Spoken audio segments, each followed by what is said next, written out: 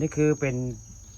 ภาพปลากัดพี่น้องวันนี้ปลาคาปลาคาผสมเอาปลากัดมาให้เบิ่งมาชมเลยนี่คือ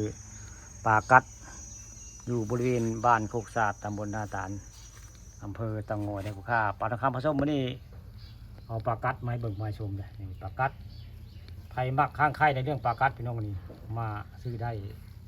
ปลากัดอันเพื่อนบ้านเบาเทวีบ้านโคกศาสตร์ตำบลนาตาลอำเภอตะงอยนะมีหลายพันนะปู่เป้าพึ่งเช่าปู่พึ่งแท้ปู่เป็นเครื่องปังไก่ตีเลยพี่น้องปู่นี่ปลากัดพันดุได้นี่ปลากัดหลายสายพันธุ์พี่น้องนี่ใครอยากได้ปลากัดต้องมาบ้านของบ่าวไทยเวทคนรอบ้านโคกศาสตร์ตำบลนาตาลอำเภอตะงอยนะผู้ค้าพาทองคำมาชมวันนี้พามาชมปลากัดพี่น้องนี่ใครจะได้ปลากัดพันดุนี่กัดเก่งยังไงต้องมาหาวาทเวศหรือว่าคมอัน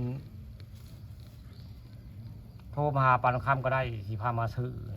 มีรายราคาประกาศเพิ่นนี่ผู้ประกาศพันธุของบาทเวศผู้มาใกล้กับพึ่งใช้เฮาจะได้ประกาศอันนี้มีพันแบบนี้ก็มีได้นี่พันแบบนี้มีหลายพันได้พี่น้องนี่ประกาศพันบาทเวศมีหลายพันได้ใครจะได้พันใดพี่น้องนี่มาซื้อได้นี่อยู่บริเวณบ้านโคกศาสตร์ตำบลนาตาลอำเภอตะงอยเด็บขาปลาทองคำผสมมันนี่พามาชมปลากัดได้มันนี่ปลากัดข้าเจ้าสีแบ่งเป็นวักเป็นแบ่งได้ป้องกันเพิ่นสิพึ่งก็หาเดียวอยู่พยาพระเศร้าพี่น้องนี่คำบอกแบ่งว่ามันพึ่งในขนาดเท้าเอาไปก้องไปใกล้ไว้นี่เพื่อก็ยังพึ่งใช่ไหมพึ่งใช่แองก้องแล้วปลากัดอันพันธุของบ่าวไทยวีดปลากัดคักปลากัดงามต้องมาหาบ่าวไทยวีดบ้านโคกศาสตร์ตำบลนาตาลอำเภอเต่างอยเดือประกาศเดือพี่น้องเลยนี่อาจจะได้ประกาศกะมาหาบ่าวเทเวศโฮไซล่าอยู่ในผมประกาศคนหลายพอจะควรอยู่ได้ไว้เลี้ยงเป็นอ่างก็มีได้อันนี้เฉพาะมาสู้วันขวดพี่น้องนี่เป็นเลี้ยงไว้ในอ่างก็มีได้อันนี้เฉพาะสู้วันขวดพี่น้องนี่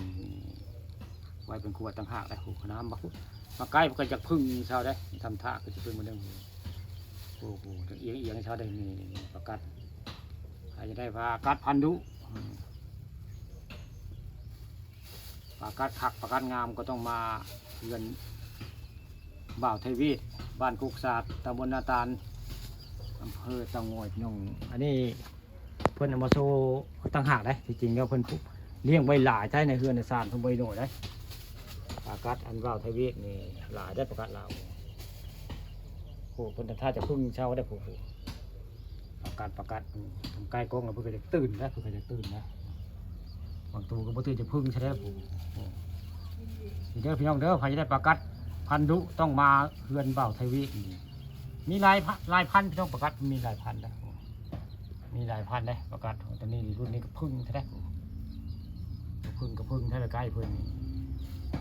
ใหญ่ประกาศกะมาซื้อได้พี่น้องอยู่บ้านโคกศาสตร์ตำบลนาตาลราคาบ่แพงพี่น้องตัวนึงกับบ่แพงได้นี่คือปลากัดพันธุบ้านโคกศาสตร์ตำบลนาตาลอำเภอตะงอยนี่แหละปลากัดสวยงามปลากัดพันธุบ่าวไทยวิทย์มีทั้งตัวสีทั้งฟองก็มีได้ผมมีหลายพันได้ปลากัดบนนี้มีหลายพันได้ปลากัดเรา